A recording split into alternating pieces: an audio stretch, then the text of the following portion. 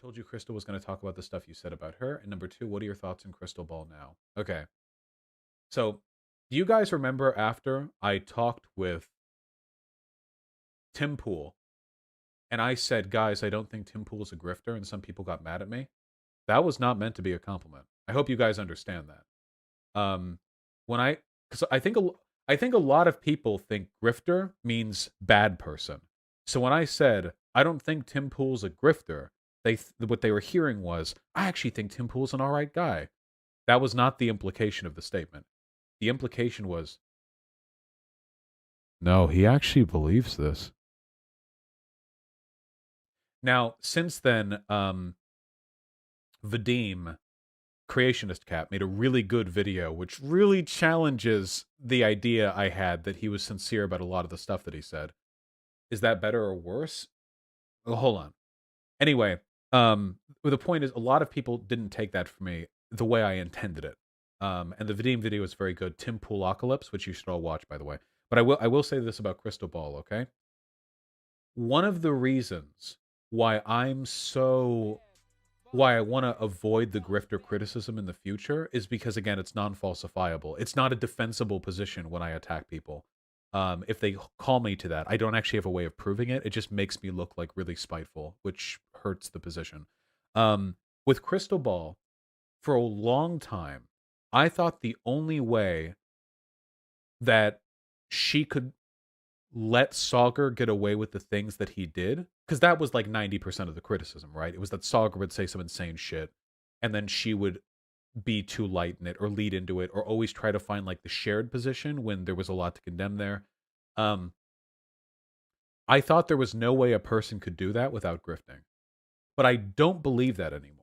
Now, this isn't a statement on whether or not a person is or isn't a grifter, because I'm trying to stick away from those claims from now on. But having spoken with more people and watched more stuff, I think it's entirely possible for people to have wildly different assessments of the relative threat levels of different problems our society faces. So, Krystal Ball and I can agree on almost every prescriptive position, but I may be more worried about disingenuous right populism than she is, and she might be more worried about finding bipartisanship and anti like corporate elites than I am.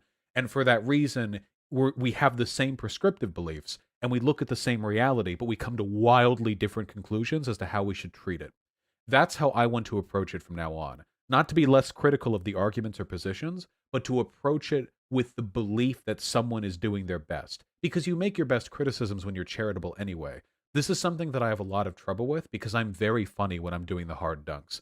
And that's not to say we shouldn't ever do hard dunks. It's that we should find ways to do it in a way that contextualizes and understands the worldview that they might have to arrive at those positions. You know? Like, I'll give you an example, okay? You guys never saw this because this was before I had a channel, but back when I was a young baby feminist, I would talk about incels the way, like, your average lefty would talk about incels. These gross virgin men just hate women, etc., you know?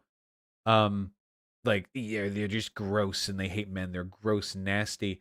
A lot of people talk about incels like that. And by the way, if you go on incel forums, they are pretty disgustingly misogynistic.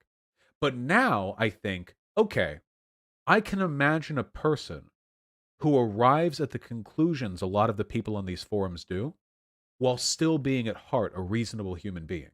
I don't have to dehumanize them. I don't have to strip them of their intelligence, agency, or sincerity to imagine them arriving at the position they have now. So now my arguments against incel stuff is what are they're way better. Way better. I would argue they're almost bulletproof, frankly.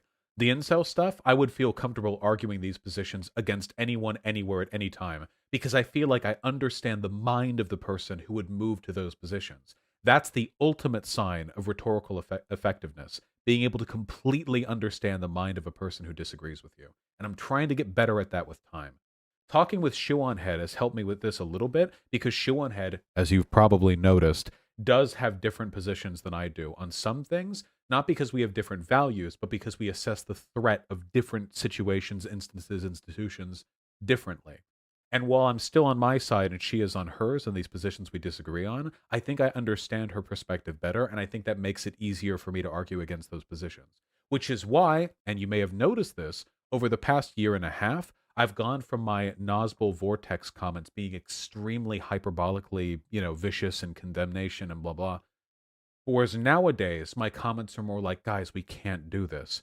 You have to understand there's nothing antithetical about adopting intersectional progressivism and fighting for workers' rights. They are not opposed to each other. Don't buy into the corporate propaganda. Don't buy into the nonsense that the virtue signaling corporate consumer fake woke stuff that means that being progressive is being pro corporate. I understand the position now, at least better, so I can argue against it better. Does that make sense? Okay, hopefully that makes sense. Yeah. Okay. So that's the argument, and I'm gonna try to do that with people on the left from now on, unless I get really, really angry. In which case, I abandon everything that I just said, and we're gonna go right back to being a bloodthirsty lunatic when we condemn them. So that's as long as we stay calm.